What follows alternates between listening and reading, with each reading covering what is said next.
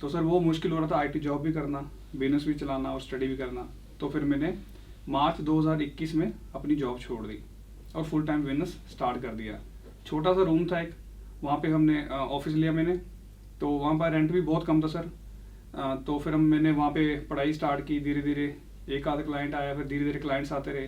पर माइग्रेशन का लाइसेंस ऐसी चीज़ है कि माइग्रेशन एक हैंड है, एजुकेशन दूसरा हैंड है, तो दोनों कंबाइन करके ऑस्ट्रेलिया में चलते हैं। मैंने जैसे बोला कि 2016 में एज ए इंटरनेशनल स्टूडेंट आया था, प्रोफेशनल ईयर वगैरह सारा कुछ हमने भी किया है, तो मुझे वो जर्नी के थ्रू मैं गुजर चुका हूँ कि भाई मैंने उन्होंने बोला कि स्टडी करो वहाँ पे, कोई भी कोर्स 5 पॉइंट आपको मिलेंगे पीआर के लिए, पर हमने स्टार्ट कर दिया, वो फीसें पे कर दी। फिर जाके बाद में समझ आया भाई उसका कोई बेनिफिट नहीं था। तो अगर मैं उस जर्नी से गुजर चुका हूँ तो मैं चाहता हूँ कि हमारा कोई भी क्लाइंट उस जर्नी से ना गुजरे without spending any extra money. The reason कि आप सक्सेस वीजा के पास इसलिए आए क्योंकि मैं उस जर्नी से गुजर चुका हूँ और मैं आपका पेन फील कर सकता हूँ। भाई मैं आपकी जो मुश्किलें हैं वो समझ सकता हूँ, और हाउ टू ओवरकम के भी कैसे ओवरकम करना वो भी जरूरी है।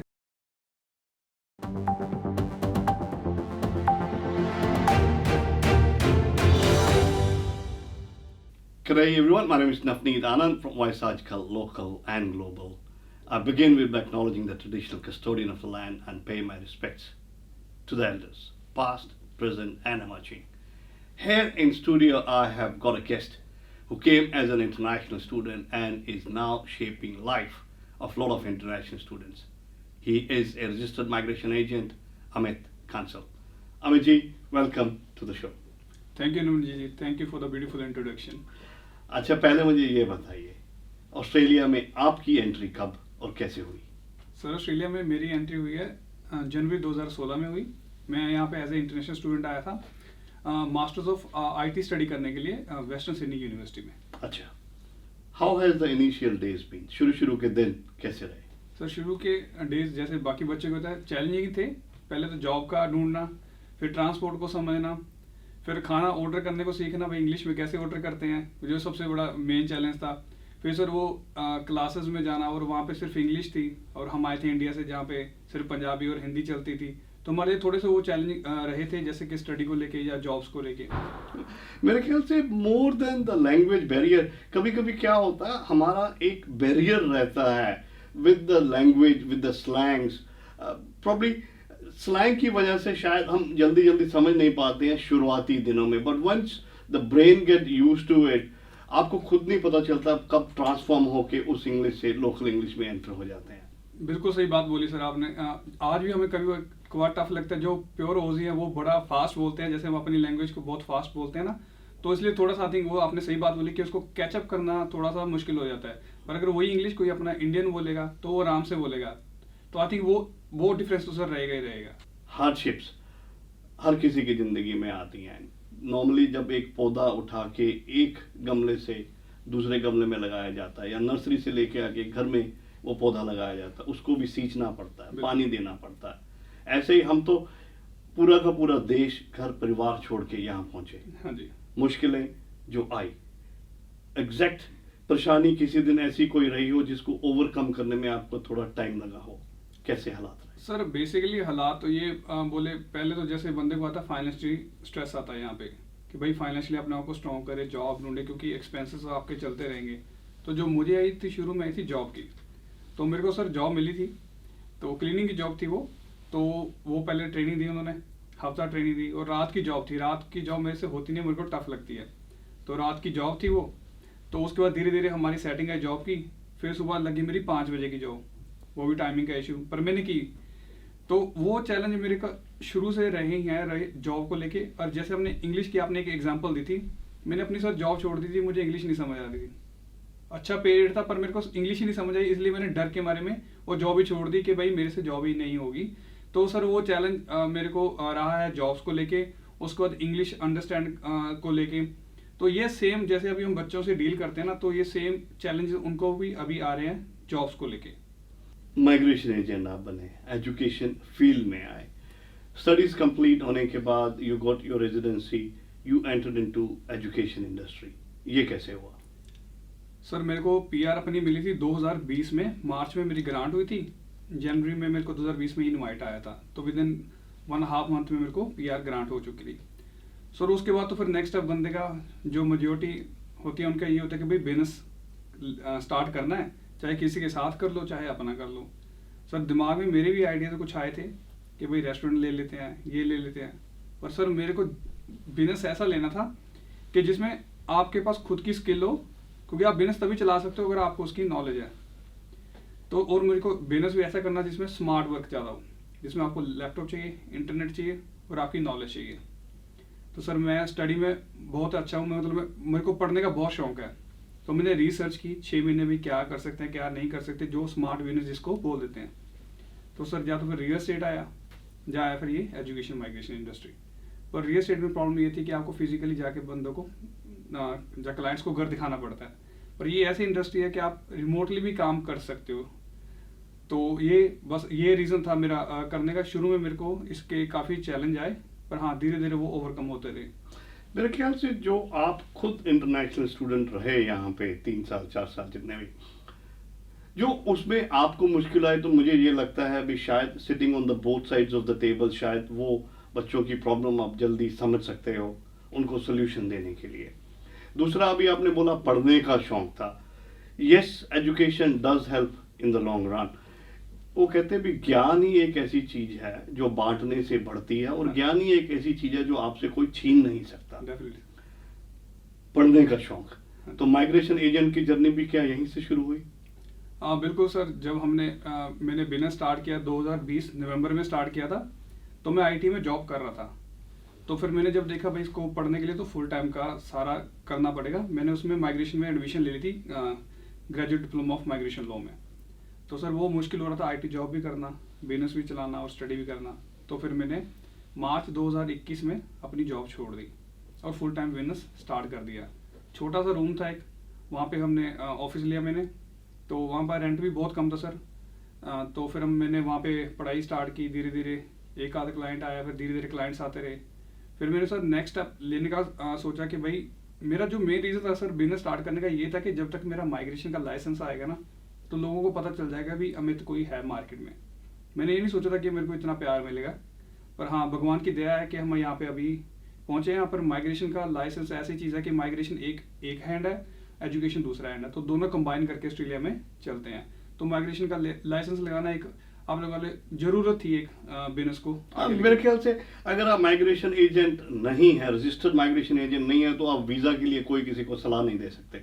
बिल्कुल सर, राइट। और यहाँ पे बच्चा पहले आते ही ये पूछता है कि सर पीआर वाला कोर्स बताओ और पीआर कैसे लेते हैं। तो आई थिंक माइग्रेशन एजेंट बनना बहुत ही जरूरी है आज के टाइम पे, अगर आपको यहाँ पे बिजनेस रन करना है। बिजनेस रन करना है, अगर आप एजुकेशन इंडस्ट्री में हैं या माइग्रेशन इंडस्ट्री में आना चाहते हैं, स्टेप इन करना चाहते हैं, तो registered migration agent is one of the feather on the crown for want to B.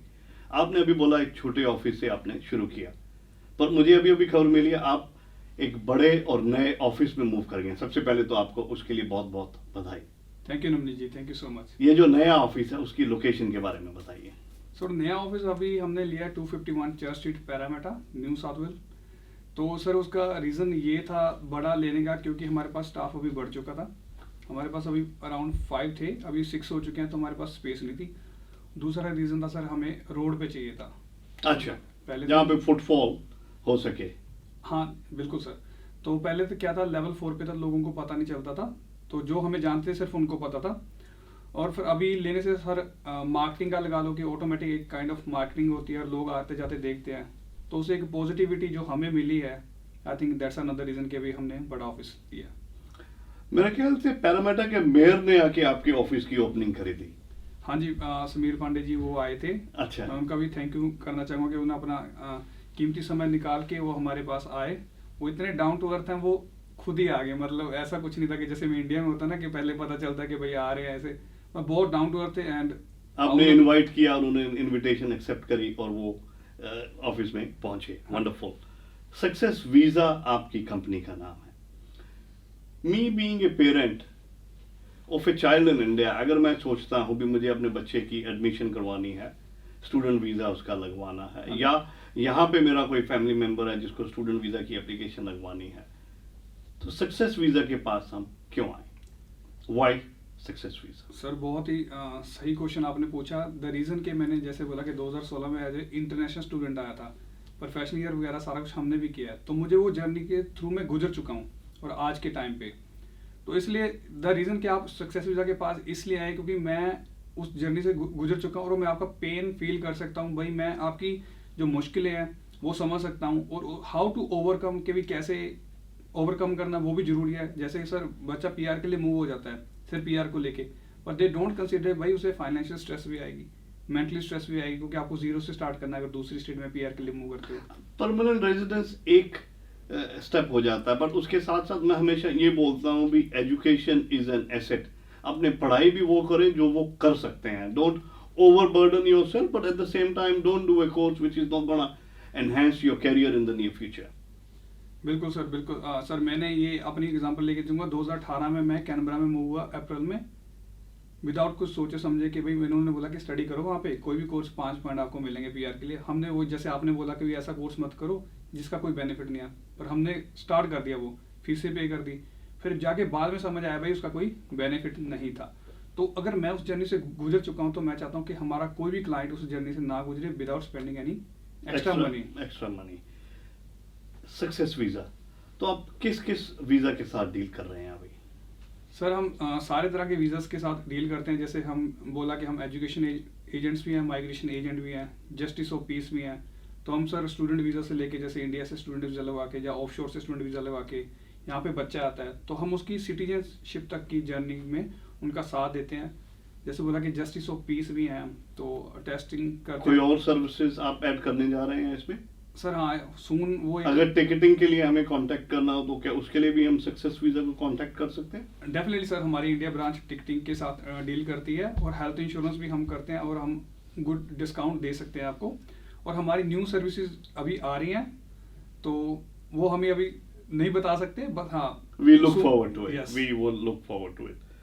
अगर मैं बात करूं, अमित कांसल ने जर्नी की as an international student not long ago, 6 साल पहले। अभी तक 6 साल की जर्नी के बाद मैं बात करूं अगले 5 साल का आपका विजन और विश लिस्ट क्या रहेगी? सर देखो, जो रीज़न था मेरा स्टार्ट करने का इस बिजनेस को, यही था कि भाई लोगों को हेल्प कर सकूं, जो इंटरनेशनल स्टूडेंट्स स्ट्रगल कर रहे हैं ना अंडरस्टैंड करने में, तो उनको जितना ज़्यादा सपोर्ट कर सकूं। पहले क्या लोग मेरे को कॉन्टैक्ट करते थे भाई ऑस्ट्रेलिया के वीज़ा के लिए किसी एजेंट से कनेक्ट कर दे, तो फिर इस वही रीज़न की वजह से मेरे को ये स्टार्ट किया मैंने। तो अभी ये चीज़ आपने बोली है कि भाई वो 5 साल का क्या विजन है, तो हम चाहते हैं अगले 5 साल में हमारी ब्रांचेस जितनी ज़्यादा हो सके, ताकि हम बहुत ज़्यादा बच्चों को सर्व कर सके। अभी जैसे सर मेलबर्न से हमें फ़ोन आते हैं कि भाई आपके सर मेलबर्न में ब्रांच है कि नहीं, तो soon there will be more branches in the next 5 years, ताकि हम जितने भी ऑस्ट्रेलिया में स्टेट्स हैं ट्राई करेंगे उन सबको कवर अप करने के लिए। So success visa will be going interstate in Australia as well as would be traveling to different offices in India. Definitely. अगर मैं बात करूं, जो आप जैसे यंगस्टर्स हैं जिसमें एनर्जी है, एक विजन है, जिनमें पैशन है और इस इंडस्ट्री में आना चाहते हैं, उनके लिए आपका क्या मैसेज रहेगा? उनके लिए पहला मैसेज ये रहेगा कि पहले तो अपना माइंड सेट बनाए कि भाई आप करना क्या चाहते हैं। अगर आपका माइंड सेट बन जाता है फिर उसमें 110% आप लगा दे कि भाई ये करना ही करना है। जैसे मैंने अपनी जर्नी स्टार्ट की थी, पहले 3 सेमेस्टर तो मैं यही सोचता रहा कि फीस ना भरूं, वापस करा लूं और छोड़ दूं इसको, क्योंकि सर टफ था, बैकग्राउंड कोई नहीं था, क्योंकि मैंने कभी काम नहीं किया। पर मेरा ये दूसरे लोगों के लिए यही मैसेज है, अगर आप करते हो तो गिव योर 110%। वो मैटर नहीं करता ये क्या लेता है, क्योंकि आपको फ्यूचर ब्राइट करना है, तो फ्यूचर ब्राइट सर तभी होएगा अगर आप अपना 110% दोगे। बाकी आपकी मेहनत है, आपका जज्बा है कि आप कॉम्प्रोमाइज़ कर रहे हो। जैसे मैंने जॉब छोड़ दी है आईटी की, तो वो पैशन आपको जगाना पड़ेगा अगर आप इस इंडस्ट्री में बूम करना चाहते हो या किसी भी इंडस्ट्री में जाना चाहते हो। Lovely, thank you so much. I would urge each and everybody, आप जाके अपने ड्यू डिलीजेंस कीजिए, आप चेक कीजिए आप क्या एप्लीकेशन लॉन्च करना चाहते हैं, क्या पढ़ना चाहते हैं, किस वीज़ा के लिए आप एलिजिबल हैं या नहीं। आप अपना होमवर्क करने के बाद माइग्रेशन एजेंट के पास जाइए। There are number of choices in the country to visit, but all I wish to say is go to the people who are genuinely serving the student community. Of course, they are doing a business, but at the time, they are doing the genuine support to the clients as well. Amit ji, आपका हमें time देने के लिए बहुत बहुत शुक्रिया। Thank you so much. Thank you Amit ji, thank you so much. जी हाँ, आज हमने करी Amit Kansal, a registered migration agent in Parramatta से बातचीत। मैं आपका Navneet, thank you. Thank you. VT Times. Be with the times.